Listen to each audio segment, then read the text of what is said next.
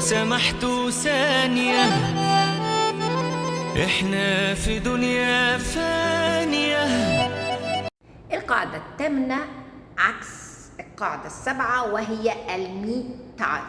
المي تايم كواليتي تايم، هنقعد مع بعض. المي تايم كل واحد يبقى ليه وقت وخصوصية لوحده، ما نبقاش قاعدين كابسين على نفس بعض طول العمر، لا، في حرية.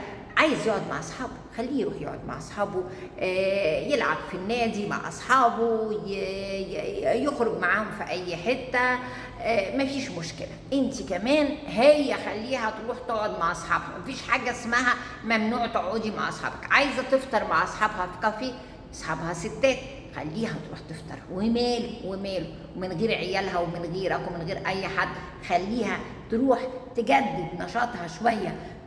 لما تروح لمامتها واخواتها سيبها قاعده مع مامتها واخواتها، بيتكلموا في حاجات تخص مامتها، تخص باباها، تخص اخوها، تخص اختها. ممكن ان انت ما يكونش محبوب قوي انك انت تسمع حوارات مالكش فيها، انت كمان من حقك تقعد مع مامتك واخواتك لوحدك. دي اسمها المي تايم. المي تايم بتاع كل شخص بتختلف عن التاني. ممكن انا ما عنديش اصحاب احب اقعد معاهم، ممكن انا ما عنديش اخوات، ممكن انا، كل واحد وظروفه. المي تايم بتاعته الهي يا رب تقعد لوحدها كده باصه في السماء، هي حره، هو جوزك حر برضه، عايز يروح يلعب، عايز يروح مع اصحابه يروح، عايز يروح مع اخته مع اخوه مع كذا. ما نقعدش كابسين على نفس بعض، عادي، في حرية وفي برايفسي. القاعدة التاسعة تهادوا تحبوا.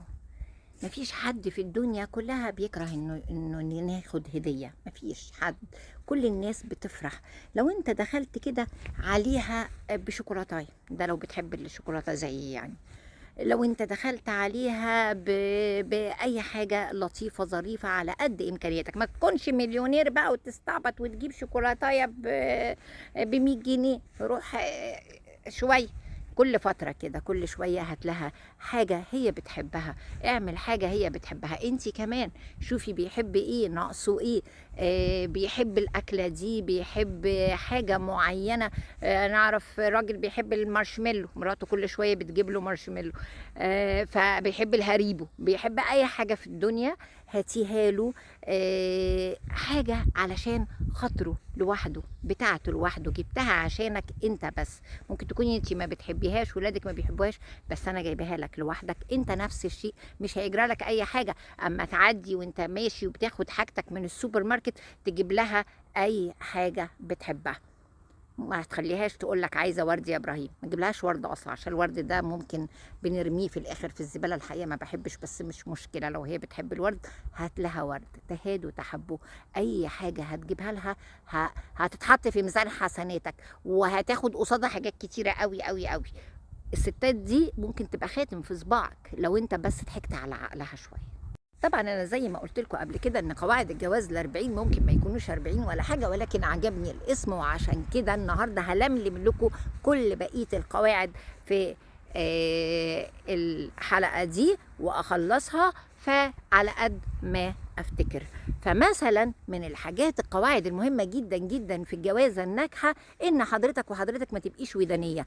انا اعرف كتير جدا ناس بيبقوا قاعدين زي الفل زي الفل، يطلع يروح لمامته يرجع اعوذ بالله كأن يعني لابسه عفريت.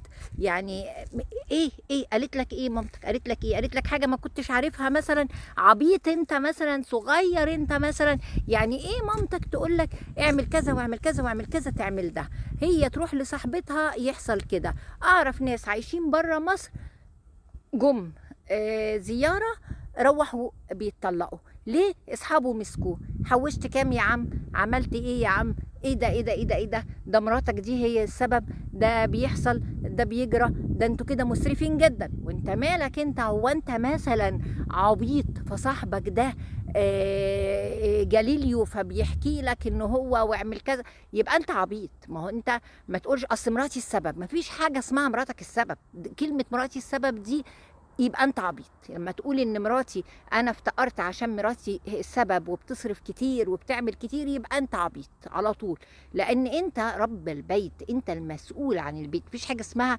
اصلها سقتني حاجه اصفره وخلتني اصرف فلوسي، اصلها مش كل من هب ودب يقومك على مراتك وعلى بيتك. والحكايه دي الصراحه بتحصل قوي في الرجاله. عيب عليك، انت راجل ملو هدومك.